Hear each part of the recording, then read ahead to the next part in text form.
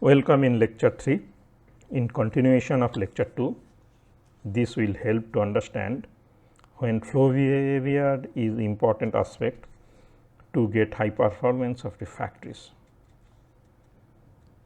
Herein we will discuss about basics of computational fluid dynamics and some critical examples which is important for steel making process. Definition and importance of CFD. Computational fluid dynamics is the science of predicting fluid flow, heat and mass transfer, chemical reactions and related phenomena through numerical methods, discretization, solvers, numerical parameters and grid generations, etc. In brief, simulation based computational modeling instead of build and test, that means without making any prototype or real life model, it can predict the dimension and design of the component. CFD actually explores science of predicting fluid flow, heat and mass transfer, chemical reactions, chemical kinetics, etc. Since it is related with modeling and it includes geometry and domain, coordinates, governing equations, flow conditions, initial and boundary conditions, selection of models for different applications. How does CFD analyze? Let us consider one bent pipe with having definite element and nodes. We already discussed the nodes and element in lecture 2. So, if we consider one element and it represented a 3D view, we can get that are 3 dimension x, y and z, and it is quite obvious if we consider one point here, the movement along x, y and z directions are there, and P, pressure. So, ANSYS fluent you can use to solve, and it actually analyze through finite volume method. We have to consider 3-dimensional aspect. So, what actually CFD search for? UVW, that is along the 3 coordinate, and pressure. So, velocity UVW and along the respective coordinates and pressure P. So, as function of x, y, z and t, we can get the value of u, v, w and p. To get these values or to predict this phenomena, CFD solves 4 equations. And to solve this equation, we have to consider Navier-Stokes equations. From this, we can get u, v, w and p. Equations to get the value of u, v, w and p, we have to consider conservation of mass. It actually represented by one equation, and conservation of momentum along the 3 axes, it gives 3 equations. So, through Navier-Stokes equations, while we consider in the 3D in Cartesian coordinates, we can get these equations. In this case, we can see left hand side there are 2 fundamental aspects, right side 2 fundamental aspects. It has been balanced by equal sign. First part is the local acceleration, second part is the convection, and the cumulative of acceleration and convection part can be balanced by the piezometric pressure gradient first part and the viscous term. So, CFD can be distinguished into different categories based on the physics of the fluid, such as viscous or inviscid, external flow or internal flow, turbulent versus laminar, that is related with Reynolds number, here is also Reynolds number, thermal density effects, Prandtl number, incompressible versus compressible, single versus multiphase, free surface flow and surface tension, chemical reactions and conversion, etc. So, there are several aspects we can analyze. According to our demand, we can pick up the relevant equations to solve the problem. So, while we are considering the turbulence and Reynolds number, just a quick look on the laminar transitional and turbulent flow,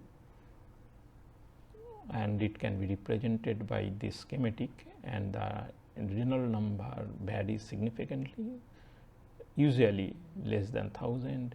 This is intermediate between 1000 and 2000, and when it is more than 2000 it becomes turbulent. And Reynolds number can be represented by rho V L by U, where rho is the density of the fluid, V velocity of fluid, viscosity of the fluid, L characterizing length of the flow system, usually the diameter of the pipe. So, herein you can say this is the L. The Reynolds number is the criterion used to determine whether the flow is laminar or turbulent. From this value we can get, and this value strictly depends on these parameters. Most flows of engineering interest are turbulent, because when we want to design any component or the entire system, we have to reduce the turbulence. So, that is why we have to design according to that.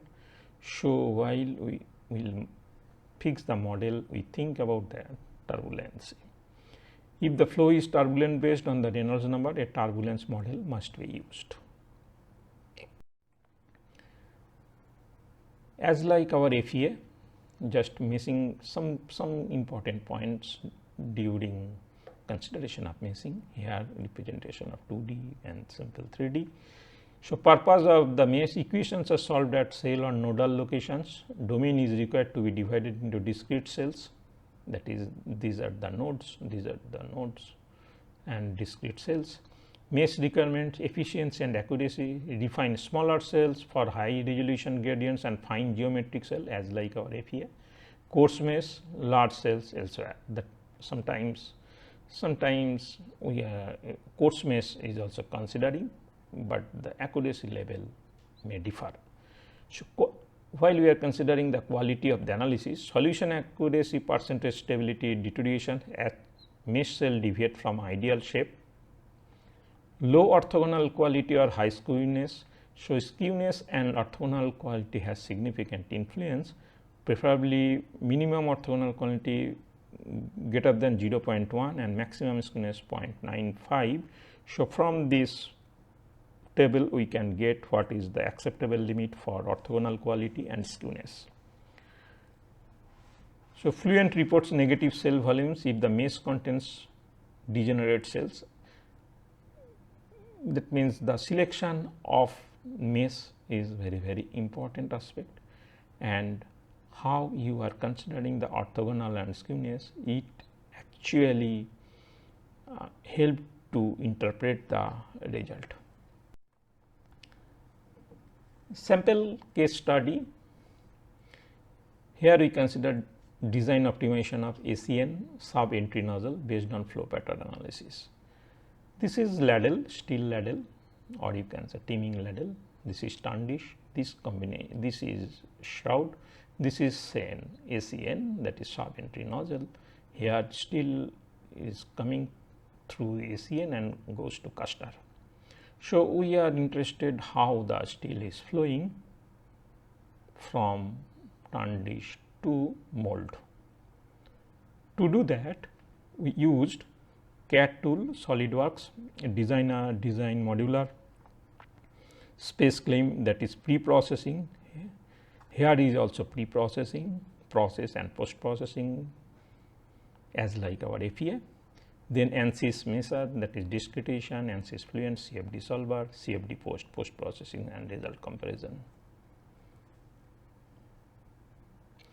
So, in brief, we picked up SAN, ACN to understand the flow behavior of steel during casting. So, simulation goal to check the flow pattern inside the mold through SEN with various port angle. So, if we consider this is seen when if steel is coming in this direction and it comes out from this direction, this and this. Later we will see some animation and visualization how it is flowing, and our target is if we change this zone, it may be parallel or with some cone. So, the influence of that, how the port angle become changing and the flow behavior is changing.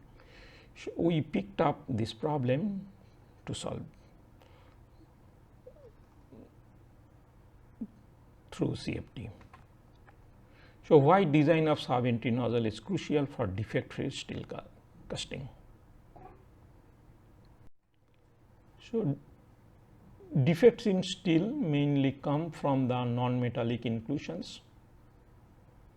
So, during continuous casting, the main focus is to remove these inclusions to cast defect-free steel. The flow pattern of the molten steel in the mold plays a vital role in the removal of these impurities. The turbulence of the flowing steel in the mold should be such that more and more impurities will be floated at the meniscus of the mold and they will be captured by the casting powder. But this turbulence should not be high enough to capture the particles of casting powder inside the molten steel. That means we have to optimize. One, a certain amount of turbulence is required to remove all the impurities and it will come upper meniscus and it will be captured by the mold powder, and the same time the turbulence should not be so high that it disturb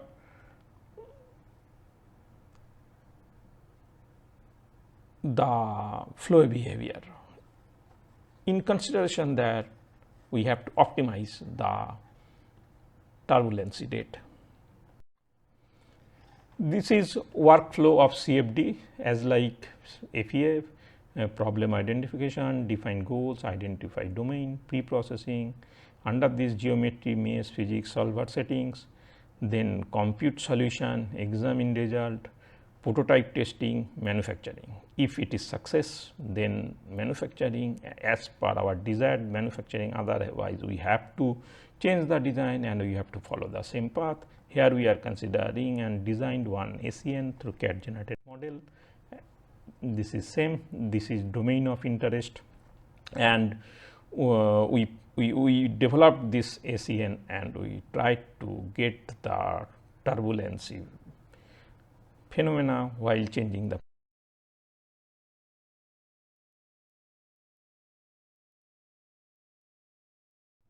This is solver setting, and solver setting based on some definite parameters and material definition. There are thermophysical properties. In case of steel, we consider steel density 7020, viscosity 0.0067, specific is 750, thermal conductivity 41. Consider process parameter, ACN dimensions including port angle, ACN submerge depth, mold dimensions, nozzle inlet velocity. Here we can get some interesting result.